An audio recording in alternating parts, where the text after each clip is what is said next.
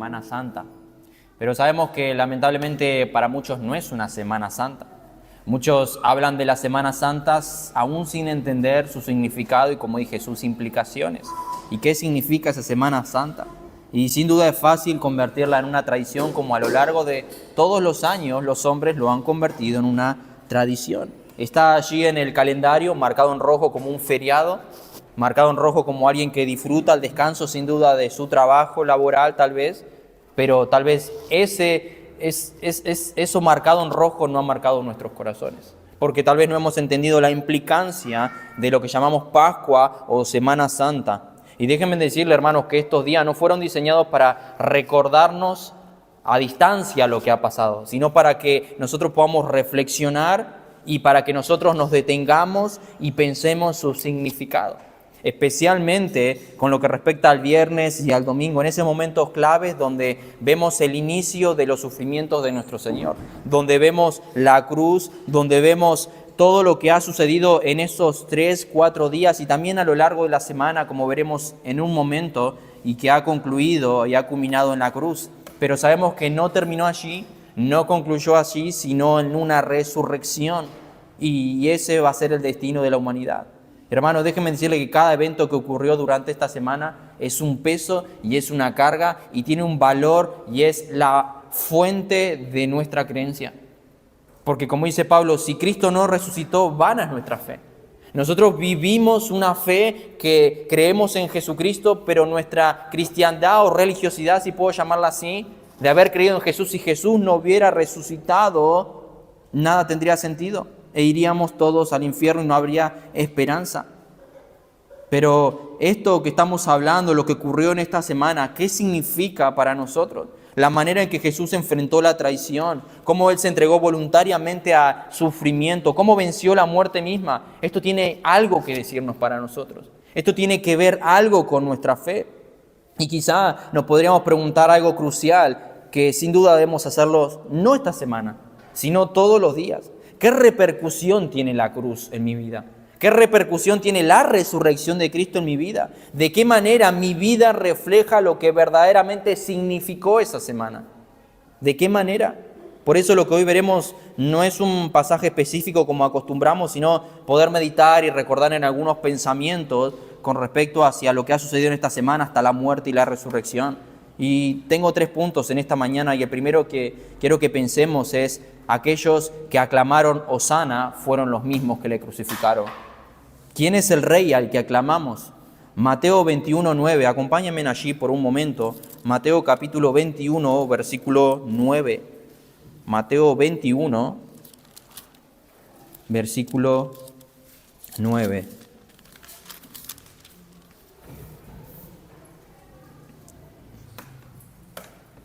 Conocemos el contexto. Jesús entra a la ciudad de Jerusalén montado en un pollino de una manera mansa y humilde, no como un rey en un caballo sentado en gloria para ejercer su dominio, sino en humildad.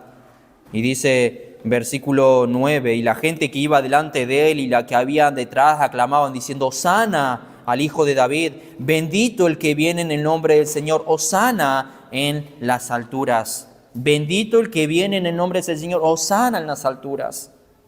Esto era lo que aclamaban las personas, alabándolo, clamando ese Hosana en las alturas, que en un momento veremos lo que significa.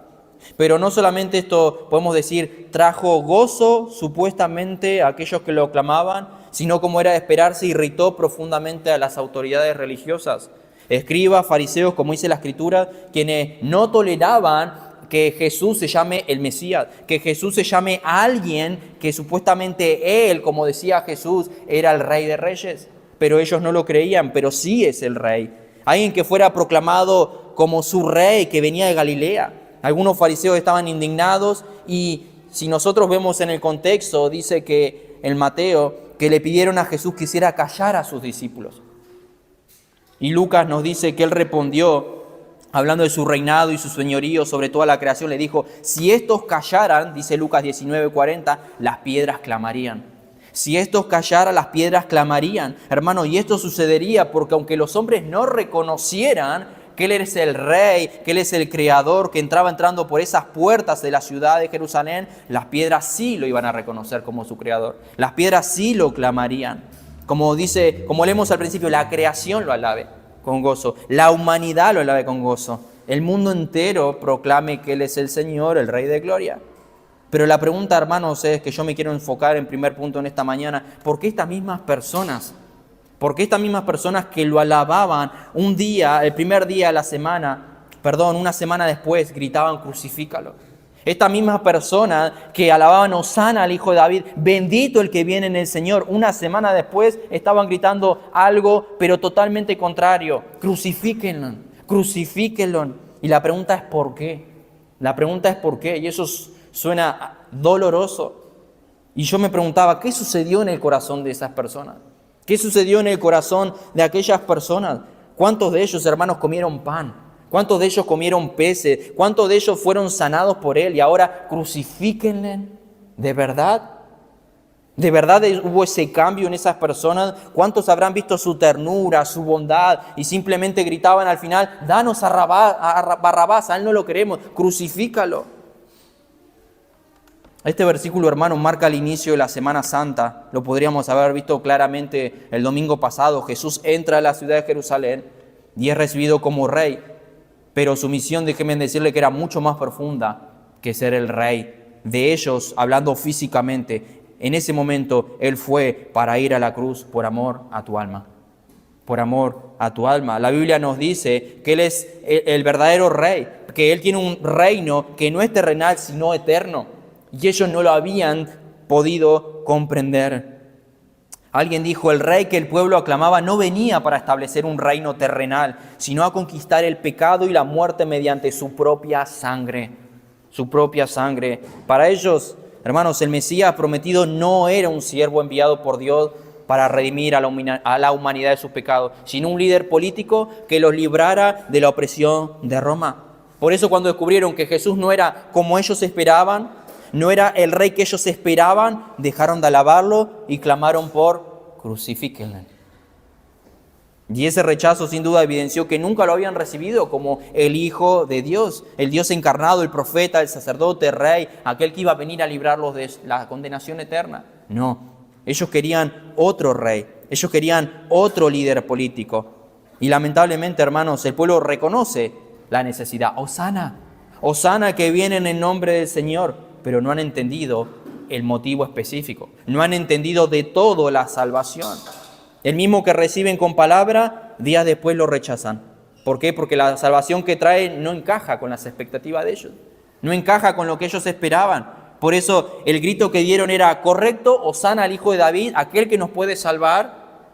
Pero no comprendieron lo que en verdad implicaba. La comprensión estaba incompleta. ¿Nos puede salvar? Sí, pero ¿de qué? Ellos lo habían lamentablemente moldeado según sus propias expectativas. Un reino terrenal, un líder terrenal que les traería prosperidad y libertad del dominio romano. Eso es lo que ellos creían. Pero ahora, ¿qué significa eso que gritaban? Hosana al Hijo de David, bendito el que viene en el nombre del Señor. La palabra Hosana a menudo la inclinamos hacia una alabanza, hacia una adoración y está bien. Es similar a la palabra aleluya. Pero en realidad, si nosotros unimos las dos palabras en el idioma original, lo dice directamente el Salmo 118, 25. Oh Señor, sálvanos ahora, te ruego. Y eso es lo que significan las palabras Hosana. Liberar, salvar, rogar y una súplica. Está unido la liberación con un ruego. Está unido la salvación con una súplica. En pocas palabras, significa literalmente, te suplico que nos salves. O por favor, líbranos, libéranos. Y era eso lo que ellos cantaban, alababan. Por favor, líbranos, Mesías, Jesús, líbranos, pero no de nuestros pecados, sino de la opresión del yugo que tenían con Roma en ese momento. Había una falsa comprensión. Estaban gritando lo correcto, Hosana al Hijo de David, pero la comprensión era incompleta. Entonces, mientras que Jesús cabalgaba con el asno humildemente rumbo a Jerusalén, la multitud estaba perfectamente en lo correcto cuando gritaba Hosana. Estaban reconociendo a Jesús como Salvador, sí, sin duda, aquel que nos puede salvar. Es más, vemos ahí como evidencian, dice Hijo de David. Su clamor era de salvación y reconocían a que Jesús era posible de salvar, era capaz de salvarlos. Pero vuelvo a preguntar, la pregunta es, ¿salvar de qué? ¿Librar de qué?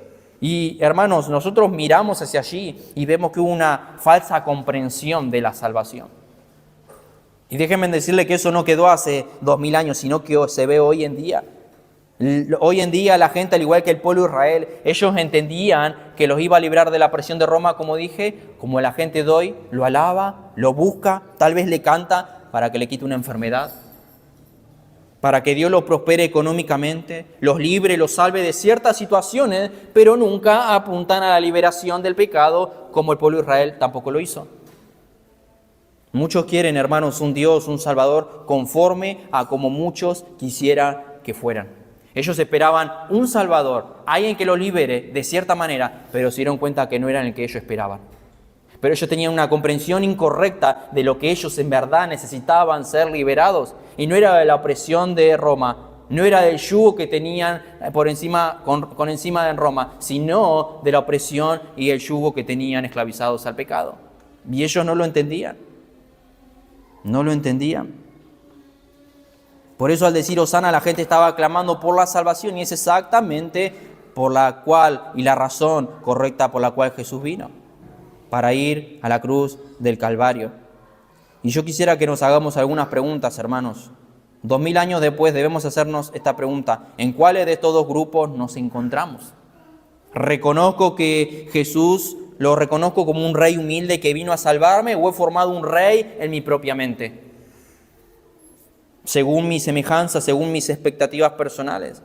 ¿O estoy dispuesto a rendir mi voluntad, mi orgullo y mis planes personales ante la autoridad de Cristo como mi Señor y Rey? Ellos gritaban y reconocían que Él era un rey. Es más, cuando murió, aún en esa cruz, el Rey de los judíos, decía su cartel. Y yo pregunto, si tú crees la palabra, y yo te pregunto, ¿tú crees que Él es el Rey de reyes y Señor de señores? Yo creo que muchos dirán que sí. Pero ahora la pregunta no es lo que creemos, sino cómo vivimos delante de esa realidad que decimos creer. Por eso, ¿estás dispuesto, hermano, a rendir tu voluntad, mi orgullo, mis planes, tus planes personales ante la autoridad de Cristo como Señor y Rey? Yo pregunto, hermano, ¿en verdad tú entiendes que Jesús es el Rey de tu vida? Por eso estas preguntas para examinarnos: ¿lo sigues como el Rey que Él es o como el Rey que quisieras que fuera, como ellos pretendían? No como el Rey que entraba a salvarlos, a librarlos de la corrupción de sus pecados, sino para librarlos de la opresión de Roma. Hermanos, someterse a este Rey implica cederle el control de mi vida. Tal vez puedes repetir las palabras correctas como la multitud, pero no te estás rindiendo a Él, como el verdadero Rey que es en verdad. Vemos, hermano, esta alabanza de cómo lo recibieron, pero luego de casi una semana todo cambió. Todos los que le seguían, le adoraron, se fueron, los desampararon.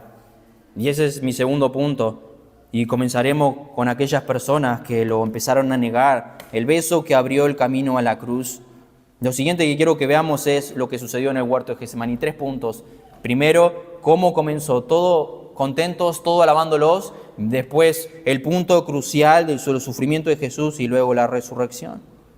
La Escritura nos dice que Jesús y sus discípulos allí en Getsemaní fueron a ese lugar, tal vez un lugar familiarizado con Jesús, un lugar en lo que Él tal vez acostumbraba a ir a retirarse para orar, dice la Escritura. Y ahí, hermanos, en ese lugar encontramos la oración más triste que uno pueda escuchar. La oración más triste que uno pueda escuchar. Mateo 26:37 dice: entonces Jesús fue con ellos y llegó a un lugar que se llama Getsemaní. Y dijo a sus discípulos: sentaos aquí, entre tanto que voy allí y oro.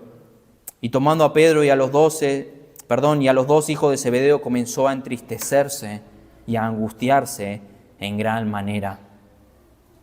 Y entonces Jesús les dijo: mi alma está muy triste hasta la muerte. Conocemos la oración y lo que él le clamó al Padre allí en el huerto de Getsemaní: Padre, si es posible, pasa de mí esta copa, pero no sea como yo quiero, sino como tú quieres. Luego va a los discípulos dice que estaban durmiendo, sus ojos estaban cargados de sueño, los despierta y le dice: velad y orad para que no entre en tentación. Se va luego Ora por segunda vez, dice el pasaje lo mismo. Padre, si no puedes pasar esta copa sin que yo la beba, hágase tu voluntad. Hermano, imagínate, piensa por un momento lo que fue esa noche para el Señor. Piensa por un momento el silencio allí en el huerto de Getsemaní. No era calma lo que estaba sucediendo, no era tranquilidad o una paz el silencio, que a veces nosotros necesitamos retirarnos por tanto movimiento que tenemos en la semana y hay silencio, paz. Pero ese silencio a solas con el Señor Jesús con su Padre, no era paz, no era tranquilidad, era el peso de lo que estaba por venir, era el peso de lo que Él estaba por sufrir. Hermano, Jesús sintió una angustia profunda, una lucha interna humana. No fue un momento fácil, fue humano, dice la Escritura, algo intenso. Por eso dijo, si es posible, pasa de mí esta copa. Pásala si puedes. Y aún así decidió quedarse. Decidió rendir su voluntad a la voluntad del Padre. Pero no se haga, Padre, pásala por favor porque voy a sufrir en mi humanidad. Pero que no se haga lo que yo quiero, sino lo que tú quieres. Hermano, decidió rendir su voluntad y avanzar. No porque fuera sencillo, sino por amor a tu alma. Por amor a tu alma. No se haga mi voluntad, sino la tuya. Hermano, y esa era la voluntad del Padre. Esa era la voluntad del Padre. Tenía que derramar sangre. Tenía que derramar sangre. Él se postró en Getsemaní y dijo, Padre, si es posible, pasa de mí esta copa. Y tal vez podremos pensarlo de esta manera. Padre, ¿no basta con ser obediente? ¿No basta con que yo caminé estos 33 años y te fui obediente y cumplí toda la ley? Represéntame a mí como a ellos. Que yo pueda ser su representante como que viví una vida de obediencia. No basta con hacer las cosas bien. Pero Isaías dice que el Padre lo miró y dijo, Jehová quiso quebrantarlo. Jehová quiso quebrantarlo. El Padre miró a su hijo y dijo, hijo, tiene que ser un animal y tú eres el cordero. Hijo, tiene que ser un sacerdote y tú eres el sumo sacerdote. Hijo, tiene que ser alguien sin mancha y tú has sido perfecto. Hijo, tiene que haber sangre, así que hijo, no hay cómo pasar esta copa. Tienes que ir. Y la respuesta que vemos allí, luego que Él va a sus discípulos, ahí vienen los que te buscan. Ahí vienen los que te buscan. El contexto nos dice que se levanta, ve un círculo de romanos como si fueran a perseguir a un ladrón, Él les dice, y nosotros vemos cuánta maldad. Hermano, déjame decirte que lo peor de todo es que esa gente fuimos tú y yo. No fue la maldad de ellos que lo fueron a apresar. No fue la maldad de los que lo crucificaron. Fue tu maldad y la mía. Fue tu maldad y la mía. El pasaje nos dice que con ese grupo de soldados llega Judas, uno de los 12. Llega acompañado de una multitud armada con espadas, palos. Se acercó a Jesús y lo besó. Ese era el código que tenía que presentar. Esa era la señal para identificar a Jesús, a quien debían arrestar. Y Lucas 22 nos dice que Jesús le dijo, Judas, ¿con un beso entregas al Hijo del Hombre? ¿Con un beso entregas al Hijo del Hombre? Hermanos, y si uno a veces observa estas palabras, no me imagino el dolor de Jesús. ¿Con un beso me entregas? ¿Con un beso me entregas? La Escritura nos dice que una vez arrestado, todos los discípulos lo abandonaron y huyeron. Qué triste, hermanos, pensar que el ser humano puede caminar con Dios, hecho hombre, por 3 años, recibir sus bendiciones y al final traicionarlo con un beso. Traicionarlo con un beso. Y lamentablemente ese beso marcó el inicio de las horas más dolorosas en la vida de nuestro Señor Jesucristo. Después de esa traición que sucede en el huerto, le sigue una serie de juicios que vemos en la Escritura ilegítimos, lamentablemente, ante las autoridades judías y romanas, en los cuales la identidad y la autoridad de Jesús fueron cuestionadas en más de una ocasión.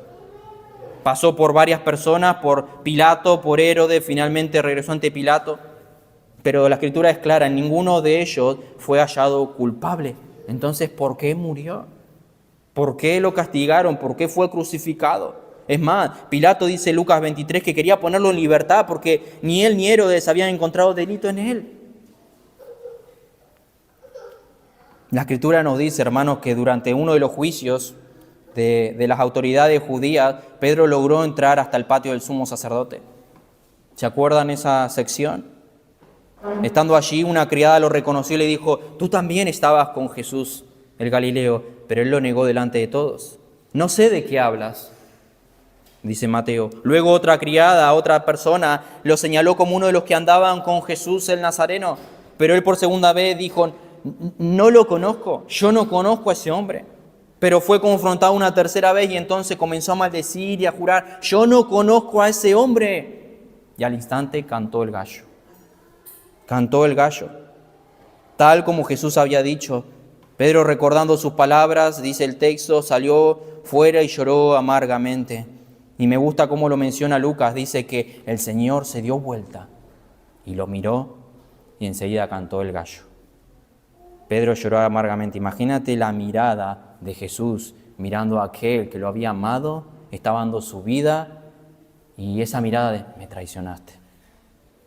Confiaste en tu propio corazón, en lo propio que habías dicho: no te voy a negar, pero me negaste.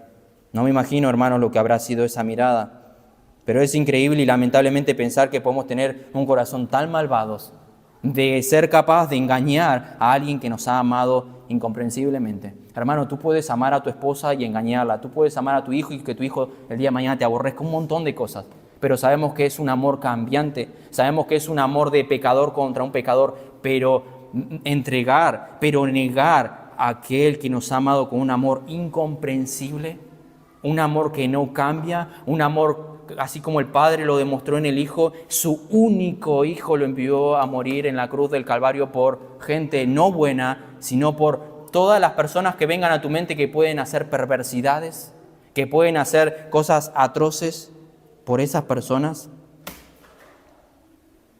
Pero sin embargo lo engañaron, lo entregaron, lo negaron. Hermano, el discípulo que había caminado sobre las aguas, que estuvo al lado del Señor en el monte de la Transfiguración, lo negó 3 veces. Algo que Pedro había dicho que era incapaz de hacer, dice Mateo 26. De hecho, declaró con mucha seguridad: aunque todos se apartaren por causa de ti, yo nunca me apartaré.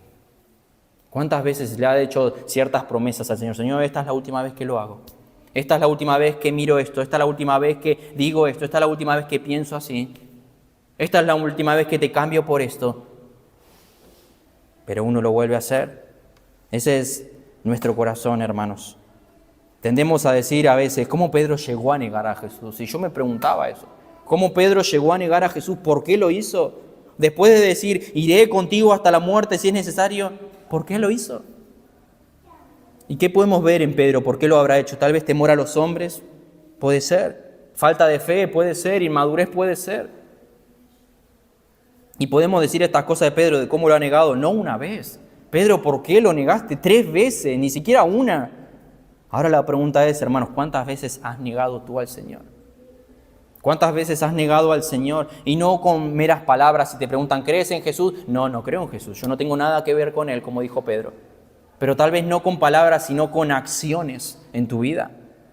No con palabras, sino con acciones. Yo pregunto: ¿cuántos de nosotros hemos sido como Pedro, negar al Señor con nuestras acciones? ¿Cuántos de nosotros hemos sido como Judas? Tal vez no lo cambiamos, hermanos, por 30 piezas de plata, pero sí por placeres, sí por deseos, sí por dinero, sí por trabajo, sí por pecado, sí por entretenimiento, incluso aún por la familia. Pasamos más tiempo con la familia que con el Señor. Y decimos: no hemos negado al Señor como Pedro, no lo hemos cambiado como Judas por 30 piezas de plata, pero déjenme decirle que a veces somos como ellos o peor. Porque nos damos cuenta que ese es el corazón humano, ese es el corazón del pecador. Por eso, hermano, pregúntate, tal vez a modo de examinarte, ¿en qué áreas he actuado más como Pedro o como Judas, negando o traicionando al Señor con mis decisiones en esta vida? Hermano, proclamar una cosa y vivir otra también es una forma de negar a nuestro Señor. Yo digo, pero no hago. Yo demuestro, pero en verdad no es lo que soy. Eso es negar al Señor. Pero esa noche de jueves, Jesús y sus discípulos llegan al huerto de Getsemaní, donde las cosas estaban por complicarse cada vez más. Vemos cómo sigue el relato a lo largo de la Escritura. Las autoridades judías entregaron a Jesús en manos de los romanos. Poncio Pilato dice que fue finalmente quien ordenó que fuera azotado y llevándolo al Gólgota para ser crucificado. Y eso es algo que claramente el Señor ya lo había dicho, Marcos 8:31. El Hijo del Hombre debería padecer muchas cosas y ser rechazado por los ancianos, los principales sacerdotes y los escribas y ser muerto y después de 3 días resucitar. Las cosas estaban empezando a ocurrir, todo lo que Él había dicho que iba a suceder estaba cumpliéndose. Y allí vemos, hermanos, comenzó con la negación de sus discípulos, comenzó con el abandono y cada vez las cosas iban empeorando, hasta que va camino a la cruz para ser crucificado por nuestros pecados. El Salmo 22 detalla el dolor y la agonía que Cristo padeció en la cruz del Calvario. Dice de cómo se secó su vigor y cómo su lengua se pegó a su paladar a causa de su deshidratación. Dice que Él soportó tal dolor, desprecio y humillación porque era la única manera de pagar por nuestros pecados. Hermano, la ley de Dios era clara y lo vemos desde el inicio en el Antiguo Testamento. Sin derramamiento de sangre no hay perdón de pecados, dice Hebreos 9:22. Sin derramamiento de sangre no hay perdón de pecados. Alguien debía pagar por las transgresiones que tú y yo hemos cometido a lo largo de toda nuestra vida. Y ese día Cristo decidió ir a la cruz en nuestro lugar. Como dice Pablo, 2 Corintios 5:21, al que no conoció pecado, Dios lo hizo pecado por nosotros, para que nosotros que depositamos nuestra fe en Él, fuéramos hechos justicia de Dios en Él. De modo que la única, y si hoy estás sin Cristo, la única manera de alcanzar la salvación es únicamente por medio de Cristo. Como dice la Escritura, que nos limpia de nuestros pecados y nos reviste de su santidad cuando confesamos nuestros pecados y transgresiones delante de Él. Esto es lo único que nos califica. Esto es lo único que nos permite entrar al reino de los cielos, nada más.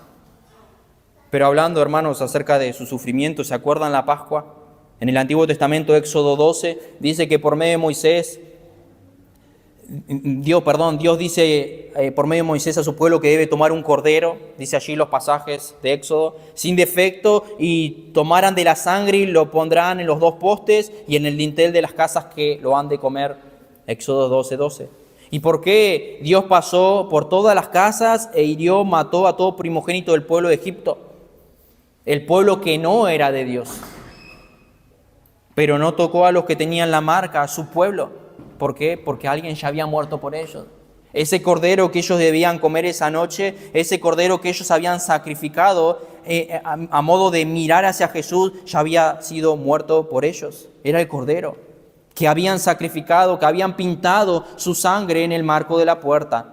De tal manera que cuando pase Jehová no los iba a herir. ¿Por qué? Porque iban a mirar la sangre. El ángel de Jehová iba a mirar la sangre y iba a decir, ahí está el sacrificio. Alguien ya pagó por ellos. Y eso, hermanos, nos lleva a mirar directo a Jesús, el Cordero de Dios que quita el pecado del mundo, que cargó con nuestros pecados, que cargó con la ira que nosotros merecíamos. Y lo vemos igual, el Cordero sin mancha y sin contaminación, sin pecado. Hermano, allí en la cruz Jesús murió por tus pecados. Allí en la cruz Jesús cargó con todo lo que nosotros merecíamos, el juicio, la vergüenza, la muerte.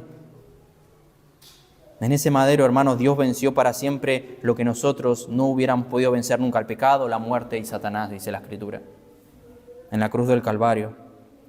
Por eso pregunto en este segundo punto, ¿eres verdaderamente consciente, hermanos, del precio que se ha pagado? ¿Sabes lo que vas a determinar de que si verdaderamente eres consciente? La manera en que vives. La manera en que vives, el precio que Jesús pagó por ti. Y también otra pregunta, ¿vives agradecido por ese sacrificio? Hermano, no podemos pensar que en verdad hemos abrazado ese sacrificio y seguir viviendo de la misma manera. Siempre repito el mismo pasaje porque es un pasaje que me ha marcado mucho. Pablo, 2 Corintios 5. El amor de Cristo nos constriñe. Dice, pensando esto, que si uno murió por todos, luego todos murieron. Dice, y por todos murió para que los que viven. Pablo dice, ahora mirar el amor de Jesús es lo que me hace cambiar. Ver cuánto amor derramó por mí es lo que me frena a pecar. Ver cuánto amor derramó por mí es lo que me ayuda a cambiar. Ver cuánto amor derramó por mí es lo que me impulsa a servirle. Por eso, hermanos, toda nuestra vida cristiana debe estar marcada por mirar a la cruz. Y Hebreo lo dice claro, puesto los ojos en Jesús, Es la única manera en que podemos llegar fielmente a la meta. Es la única manera en que vamos a serle fiel ante la tentación. Es la única manera en la cual nosotros vamos a poder caminar fielmente o servirle fielmente. Es mirando hacia la cruz. Porque es ahí donde nos damos cuenta del precio que se pagó. Es ahí donde nosotros vamos a decir, no puedo jugar con esto. Porque el pecado no jugó con el Señor. Él sufrió por mí.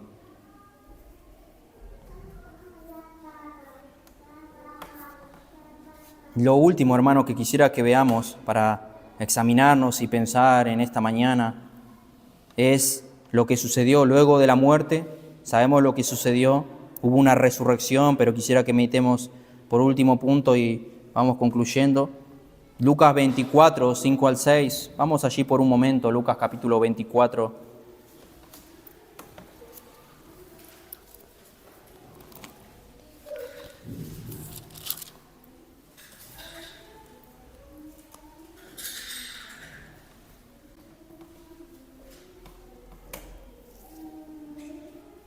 Voy a leer todo el contexto, pero dice, el primer día de la semana, muy de mañana, vinieron al sepulcro trayendo las especias aromáticas que habían preparado y algunas otras mujeres con ella.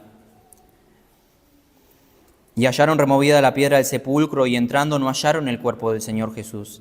Aconteció que estando ellas perplejas por esto, he aquí se pararon junto a ellas dos varones con vestidura resplandeciente y como tuvieron temor y bajaron el rostro a tierra, les dijeron, ¿por qué buscáis entre los muertos al que vive? No está aquí, sino que ha resucitado. Acordaos de lo que os habló cuando estaban en Galilea, diciendo, es necesario que el Hijo del Hombre sea entregado en manos de hombres pecadores, que sea crucificado y resucite al tercer día. El día, hermanos, que cambió la historia. El día que aquellos que no tenían esperanza, que éramos nosotros, ahora tenemos esperanza. Porque Jesús resucitó. ¿Por qué buscáis entre los muertos al que vive? Es lo que le dicen los ángeles. No está aquí, sino que ha resucitado. Esa fue la respuesta que el ángel le dijo a las mujeres. Y si nosotros vemos, hermano, el día de la resurrección, el domingo, sea hoy, si podríamos tomarlo de esa manera. Tal vez el sábado hubo mucha confusión. Piensa en los discípulos, tal vez la tristeza de aquellos que habían caminado con Jesús. O tal vez un momento de arrepentimiento continuo. ¿Por qué lo abandoné? ¿Por qué, hermanos, por qué los dejamos solos? ¿Por qué lo negamos? Diría Pedro. ¿Por qué lo negué? ¿Por qué pudimos haberlo ayudado, pero lo dejamos solo? ¿Por qué? ¿Por qué permitimos que muera? ¿Por qué? Tal vez había tristeza, confusión. Tal vez una triste esperanza. No sé si ellos en su mente estaban esperando que resucite o no. Tal vez no, porque las mujeres no fueron para ver si había resucitado, sino para llevarle especies aromáticas para que el cuerpo ya supuestamente iba a largar olor al pasar algunos días. Entonces creo que en su corazón no estaba él, vamos a ver si resucitó como él dijo. No. Y otra enseñanza más, eso nos enseña que no había fe tal vez en ellos. Pero fueron y se encontraron, después de la triste noticia que llevaban ya hace 2 días, se encontraron con una buena noticia. Las mujeres dicen que fueron al sepulcro a honrar y a ungir el cuerpo del Señor. Los ángeles, como leímos, le dicen, no está aquí, la tumba está vacía. ¿Por qué buscáis entre los muertos al que vive? Al que vive, hermanos. Esa es la noticia que le dieron. Ellas no podían creerlo. Ellas no podían creerlo. Salieron rápidamente del sepulcro, dice el texto, para darle la noticia a los discípulos que estaban reunidos, lamentándose por lo que había sucedido. Como dije, tal vez llorando, triste. ¿Y ahora qué pasó con nuestro maestro? Y ahí vemos, hermanos, otra vez la incredulidad del corazón humano. Cuando los discípulos oyeron que Jesús estaban reunidos, se negaron a creerlo. Dice que algunos fueron corriendo, 2 de sus discípulos, a ver si esto era verdad. No le creían a las mujeres. Otra vez, hombres de poca fe. Más adelante Jesús se le apareció a los discípulos, nos dice la historia, y Tomás no estaba con ellos. Y esto quiero apuntar, la incredulidad. Cuando le contaron lo que sucedió, que Jesús se le apareció, Tomás en su incredulidad, dice la Escritura, la misma incredulidad que frecuentemente tú y yo tenemos, se negó a creer y dijo, si no veo sus manos, la señal de los clavos, y meto el dedo en el lugar de los clavos y pongo la mano en su costado, no creeré, dice Juan 20. No voy a creer. El Señor tuvo compasión, tuvo paciencia, aprovechó, o en otra ocasión la que todos estaban reunidos, incluyendo Tomás, y le dijo, Tomás, ven aquí. Tomás, acércate, mira aquí, pon aquí tu dedo y mira mis manos. Extiende aquí tu mano, dice, y métela en mi costado, y no seas incrédulo, sino creyente. Y Tomás dijo, Señor mío y Dios mío. En pocas palabras, eres tú en verdad resucitado. Por eso Cristo confrontó su incredulidad y le dijo, porque me has visto, has creído. Y dice, dichoso los que no vieron y sin embargo creyeron, dice Juan 20:29. Por eso, hermano, la mayor bendición no está en haberle visto como Tomás. Porque muchos de nosotros podríamos decir, y es la realidad, que hubiese sido hermoso, precioso caminar con el Señor. Verlo cara a cara. Sería precioso hoy no solamente creer que Él ha resucitado, sino haberle visto, ver sus clavos y ver que Él en verdad resucitó como Tomás. Pero déjenme decirle, hermanos, pero es mayor bendición tenemos, como dice allí, que haberle visto. Es creer en Él y en sus promesas a pesar de no haberle visto cara a cara. La Escritura dice, eso es un privilegio. Eso es un privilegio a aquellos que depositaron su fe en Él y creen que Él resucitó sin haberle visto. Ahora yo pregunto, ¿tú crees que Él resucitó sin haberle visto? ¿O necesitas más evidencias? Y hoy recordamos eso, hermanos, que Jesús se levantó de la tumba. La tumba está vacía y aunque no lo hemos visto aún como los discípulos, déjenme decirle que un día, y no muy lejano, le veremos. Y ese va a ser un día de gozo, va a ser un día en el cual podemos estar cara a cara con nuestro Salvador y agradecerle. Y creo que, hermano, a veces pensar en ese momento, lo primero que uno puede pensar, y creo que no podremos hacer otra cosa que postrarnos ante Él. Y dar gracias y largar en lágrimas y decir gracias, gracias, gracias. Y no va a acabar esa gratitud. Porque vamos a estar allí gracias a Él. Vamos a estar allí gracias a Él. Y mirar tal vez por un momento el infierno y pensar, yo merecía eso y me dieron esto. Pero le veremos, hermanos. Tomás le vio, aún en su incredulidad, pero nosotros le veremos. Y en ese momento no vamos a dudar. Vamos a estar en gloria gracias a lo que Él hizo. Para ir terminando, hermanos, ¿qué significa la resurrección? ¿Qué dice la Biblia en varios pasajes? Hice un resumen. La resurrección, dice la Escritura, que fue el sello de aprobación del Padre al sacrificio perfecto de Cristo en la cruz del Calvario. Él fue levantado por Dios de entre los muertos, garantizando el cumplimiento de todas sus profecías, pactos y promesas. Y esa es nuestra garantía, hermanos. Esa es nuestra garantía y nuestra confianza de que como Él vive, nosotros también viviremos, dice la Escritura. De que como Él resucitó, nosotros también resucitaremos. Y como Él reina, nosotros también reinaremos con Él. Por eso, hermanos, el domingo de resurrección es el día central de nuestra fe cristiana. El día del triunfo, el día de la proclamación de que se cumplió las promesas de Dios. De lo que Él había anunciado por sus profetas. Por eso, hermanos, no es una semana más. No es una semana más para recordar otras cosas. Esta Semana Santa, hermanos, hoy mismo, no es simplemente una tradición que nos invita a recordar y que podemos pensar todos los años los eventos que sucedieron en el pasado, sino que fue y sigue siendo el evento cumbre de la historia redentora, la demostración más grande del amor de Dios hacia el hombre pecador, tú y yo. Vamos por un momento a 1 Corintios, el último pasaje, 1 Corintios capítulo 15. Con esto vamos cerrando. 1 Corintios capítulo 15. Capítulo 15, versículo 12 al 20. Pero si se predica de Cristo, que resucitó de los muertos, como dicen algunos entre vosotros que no hay resurrección de muertos, porque si no hay resurrección de muertos, tampoco Cristo resucitó. Y si Cristo no resucitó, vana es entonces nuestra predicación. ¿Para qué vamos a estar predicando si en verdad Cristo ni existió? O si existió, pero murió en la tumba como todos los seres humanos. Vana es vuestra fe, dice, si Cristo no resucitó. Y si somos hallados, falsos testigos de Dios, porque hemos sido testificados de Dios que Él resucitó a Cristo, al cual no resucitó, si en verdad los muertos no resucitan. Porque si los muertos no resucitan, tampoco Cristo resucitó. Y si Cristo no resucitó, vuestra fe es vana y aún está en vuestros pecados. Entonces también los que durmieron en Cristo perecieron. Si en esta vida solamente esperamos en Cristo, somos los más dignos de conmiseración de todos los hombres. Y ahí viene la respuesta, hermanos. Si Cristo no hubiera resucitado, hubiésemos sido los más dignos de pena, dolor de todos los hombres. Mas ahora, dice Pablo, mas ahora Cristo ha resucitado. primicias de los que durmieron es hecho. Hermano, ¿qué sería de nuestra vida si Cristo no hubiera resucitado? No tendríamos fe, no habría cielo, no habría esperanza para acercarnos a Dios, no habría, hermanos, esa confianza de venir a Dios como Padre y no como un juez. Pero Cristo ha resucitado y es eso lo que ha hecho posible en nosotros gracias a su resurrección.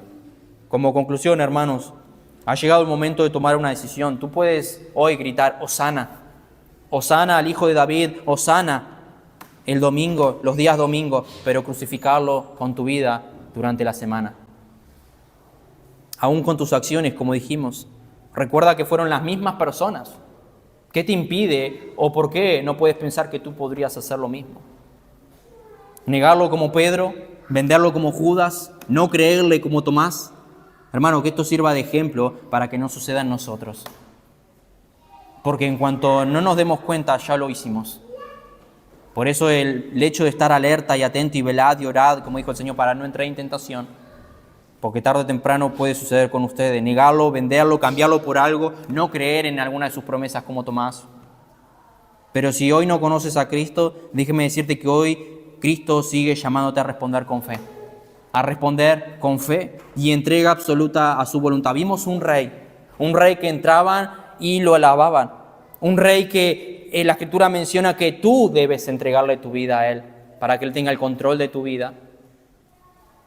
Por eso, hermanos, que esta semana no termine hoy el domingo por la noche, que no sea solamente una fecha más en el calendario, sino que sea el comienzo para aquellos que están sin Cristo, de recordar que alguien murió por tus pecados, porque si no la ira de Dios está sobre ti, dice la Escritura.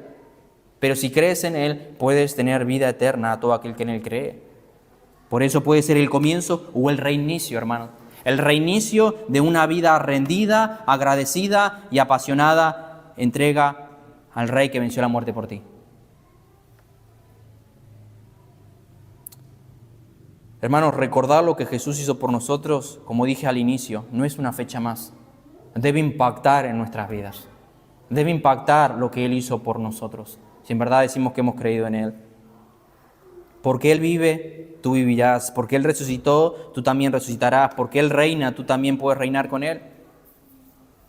¿De qué manera o con qué motivos? Si tan solo te rindes a su señorío. Si tan solo depositas tu fe en Él. Si lo amas, como dice la Escritura, con todo tu corazón, alma, mente y con todas tus fuerzas. Él puede ser el Señor de tu vida. Hermanos, Cristo ha resucitado, verdaderamente ha resucitado. Y esa es nuestra esperanza. Esa es nuestra esperanza. Y porque Él vive, el pecado ya no tiene dominio sobre nosotros. Y ahora podemos vivir una vida en el poder de su resurrección. Pero déjame concluir con estas palabras para que quede en nuestra mente y recordar esto. Tú entrarás en gloria porque Él resucitó. Tú puedes ir a Dios, orar, tener comunión con Él porque Él resucitó. Y porque Él resucitó, la Escritura dice que Él ascendió a gloria y está a la diestra del Padre para interceder como sumo sacerdote por aquellos que se acercan a Él confiando en Él. Hermano, tú puedes tener esperanza de que resucitarás porque Él resucitó. ¿Y sabes por qué tú puedes tener esperanza de que un día le vas a ver cara a cara? ¿No anhelas ese momento? ¿No deseas ese momento, hermanos? Creo que todos pasamos tentaciones, tristeza, aflicciones, el dolor de este cuerpo. Todo eso va a desaparecer cuando le veamos cara a cara. Y ahora le vas a ver cara a cara y le veremos. ¿Por qué? Porque Él resucitó. La tumba está vacía, hermanos, y es eso lo que hoy recordamos. La tumba está vacía. Él venció la muerte. Él venció la muerte. Vamos a orar.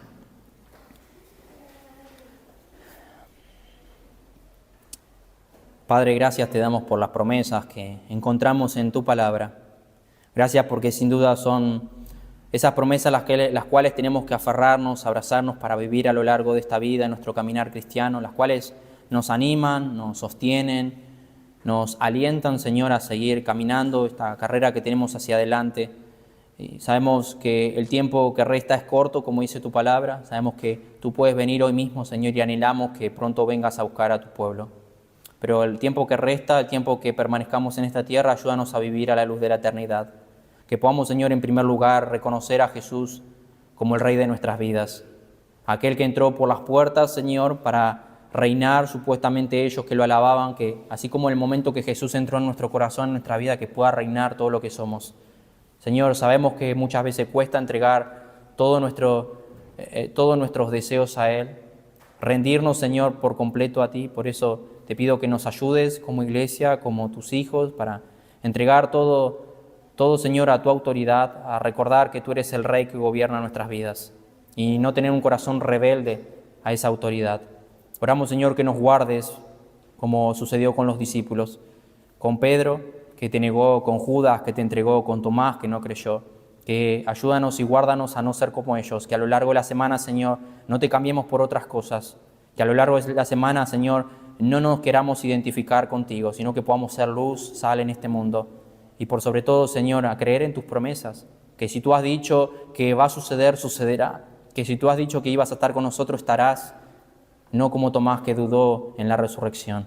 Por eso, Padre, guía nuestros corazones, y si en esta mañana hay uno que está sin Cristo, sin Dios, que resiste, Señor, a tu voluntad, resiste el acercarse a ti, que puedan reconocer, Señor, que tú eres el Rey de sus vidas, que ellos están en esta mañana aún con salud, aún con vida, porque tú has tenido misericordia de sus almas, y que puedan reconocerlo de este lado de la eternidad, porque el día de mañana, Señor, luego de la eternidad, luego de la muerte, Señor, no se enfrentarán a un rey, a alguien que venció la muerte, sino a un juez que los juzgará por toda la eternidad.